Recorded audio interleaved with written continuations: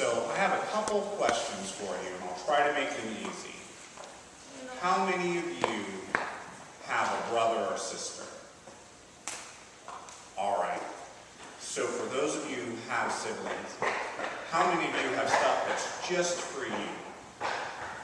It's just yours. It doesn't belong to your brother, it's not your sister's, it's just yours. All of you. Great.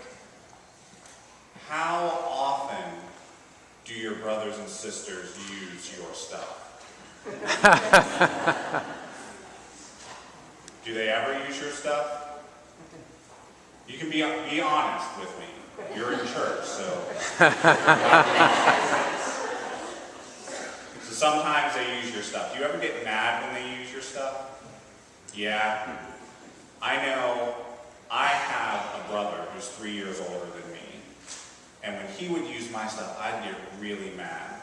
Like, that's my video game. You can't play it. That's my He-Man action figure. You probably don't even know He-Man.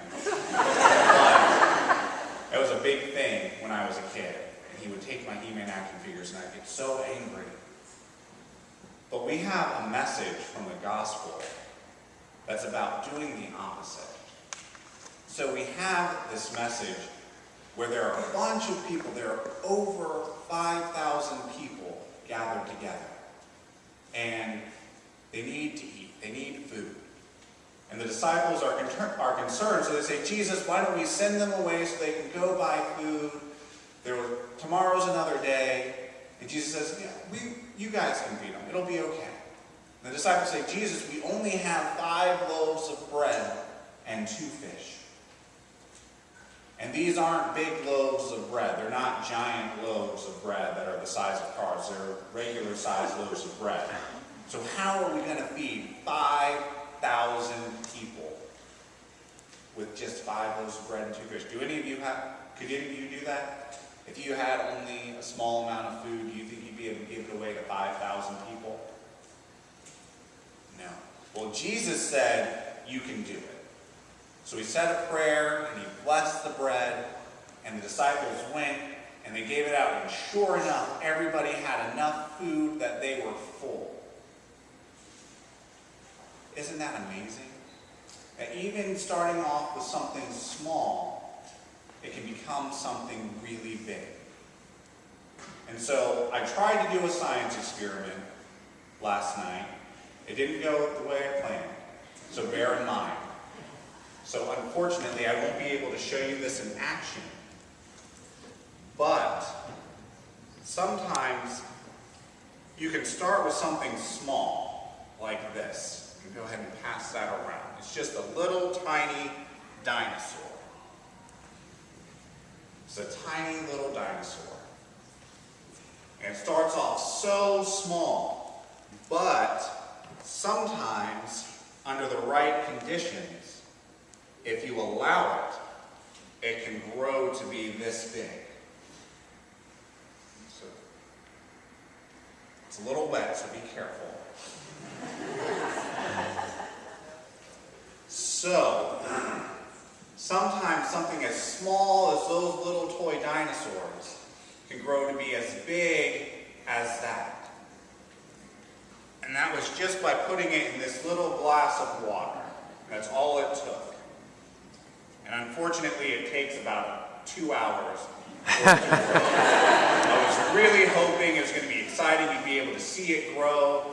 But after breaking 4 of them, I decided maybe I'd just bring one in that was already grown.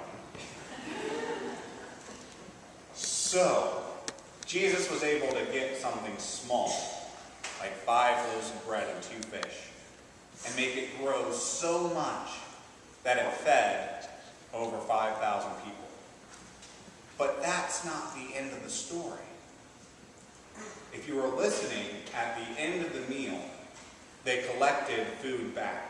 Do you know how much food they got back? 12 baskets full of crumbs they collected. So, some of you may know that there were a group of people who went to Guatemala this past week and a half. If you are on the Guatemala trip, could you come this way? If you're on the Guatemala trip,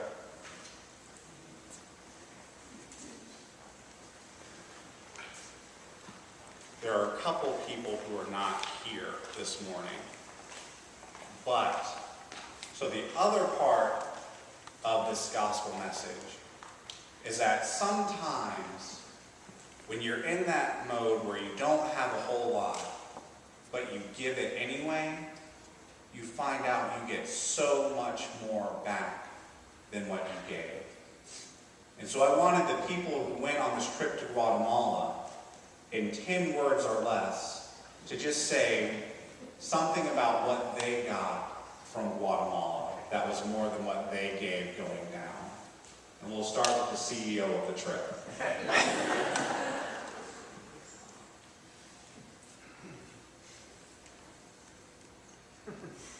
10 words or less, so be simple. In 10 words, how many words do you need? A lot. Can you do it in under 20?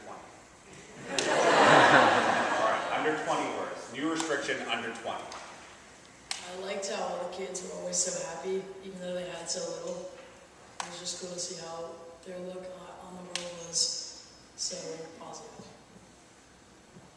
They gave more to us than we gave to them.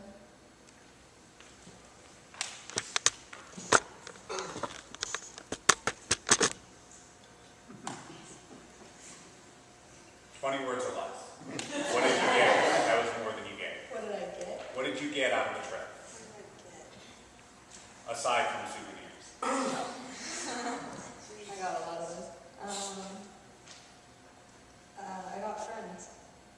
I got friends.